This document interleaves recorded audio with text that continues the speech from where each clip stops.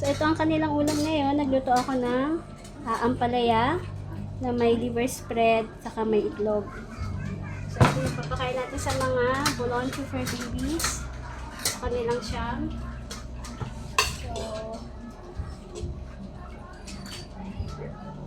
hindi na kailangan ko ng gulay para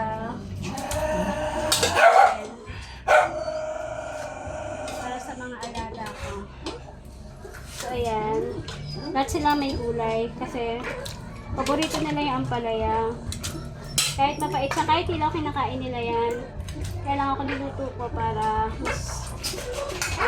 mas okay. Saka para malagyan ko ng sabaw. Saka ng itlog. So, maliban sa ampalaya, lalagyan din natin yan ng dog food. Para lahat sila mabusog. Sama-sama na yung sabaw, saka yung yung sabaw, saka yung mga gulay. Is makakain sila lahat ng gulay. So, bibihira na sila ng gulay lalo kapag wala talagang time mamalengke. Pero araw-araw sila kumakain at busog. Hindi nga lang masyado nakakapag gulay. Pero ngayon, ayan, bawing-bawi sila sa ampalaya. Yung paborito nila. Meron akong video dyan na pinapapak nila yung hilaw na ampalaya. So, i-check nyo na rin guys. So, ayan. Lagyan natin ng dog food.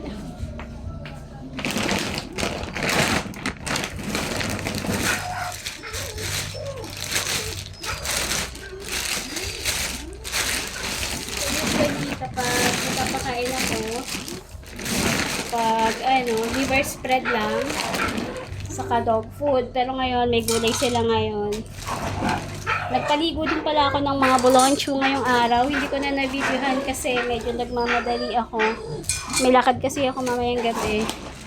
So, inuuna ko muna sila bago yung mga gagawin ko. So, para din ako nag-aalaga ng siyam na toddlers.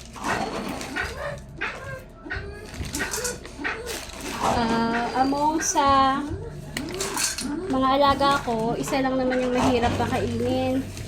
Si Yafa. Kasi si Yafa, hindi talaga siya ganun ka-excited lagi ko natin. Kakainin niya yung pagkain niya kung kailan niya lang gusto. So, maliban na lang kung talagang yung pagkain niya, no? Talagang yung gusto niya. Pero mas madalas, hindi niya basta kinakain. Nauubos niya pero paunti-unti. Hindi kagaya ng mga alaga ko. Isang hain. Si Yafa, matagal makaubos. Siguro mga 3 oras o 4 na oras bago niya maubos. Paunti-unti yung pagkain niya. So, ayan.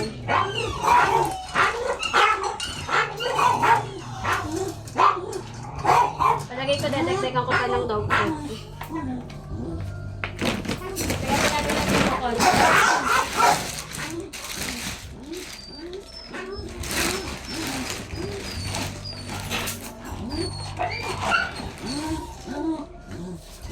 Ayan, tika konti pa, tika kalahati pa.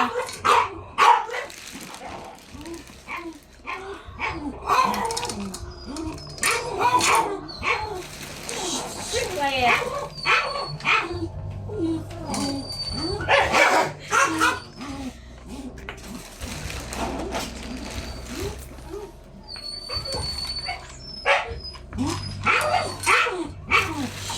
Quiet lang. So, naririnig yung maingay si Lalabak kasi lagi naman siyang isa lahat siya pinaka-excited lang ito. Dudut, quiet. Nakikigaya naman si Dudut. Kaya isa-serve natin ko sa kanila.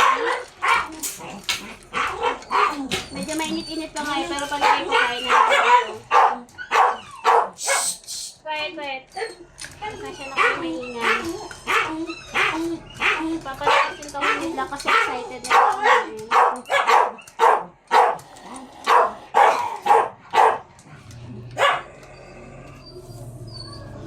Si Black yung ano, nada pa siya, sobrang payat niya. Pero ngayon, napakabigat na ni Blackie. Okay, so okay na all done na. Isa-serve na natin sa kanila.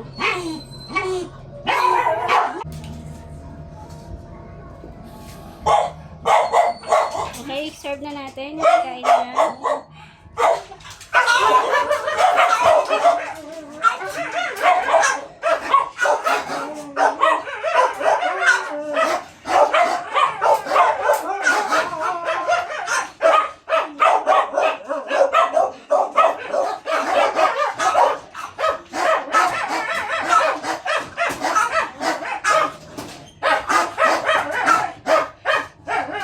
Wait lang.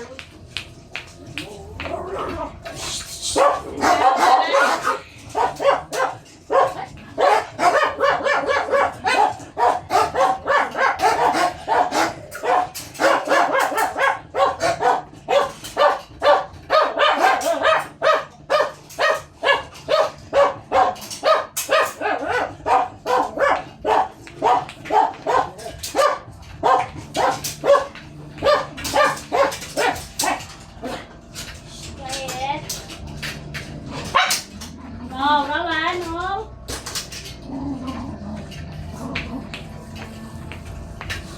So, ayan, kumakain na sila, all set na. Pagkatapos silang kumain, magliligpit naman ako ng pinagkalatan nila. After kasi nila kumain, nagpupup sila. So, ayan, after nyan, pwede na ako magpahinga. At nilakad ako mamaya. Bye-bye!